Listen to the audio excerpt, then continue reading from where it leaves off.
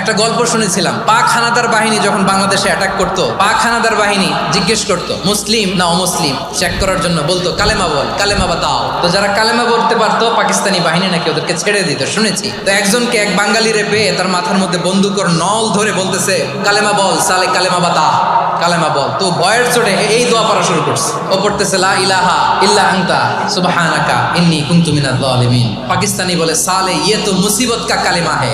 বাঙালি কয় হাম তো ভি মুসিবত মে হ্যাঁ। পাকিস্তানি বলে বেটা কোন দোয়া বললি, এটা তো মুসিবতের কালেমা। কয় আমিও তো মুসিবতে আছি, আমার মাথার মধ্যে বন্দুক ধরে তুমি আমার কালেমা জিজ্ঞেস করো, এখন কোনটা কালিমা আর কোনটা কি? তো আমার হুশ আছে নাকি? লা ইলাহা ইল্লা আনতা সুবহানাকা ইন্নী কুনতু মিনাজ জালিমিন। বিশ্বনবী বললেন দেয়ালে পিঠ থেকে গেলে, চোখে মুখে অন্ধকার, বাঁচার কোনো উপায় নাই, তখন এই দোয়াটা পড়তে হবে। এই দোয়া পড়ে আল্লাহর কাছে ফরিয়াদ করলে বিপদ মুক্ত করবেন কে?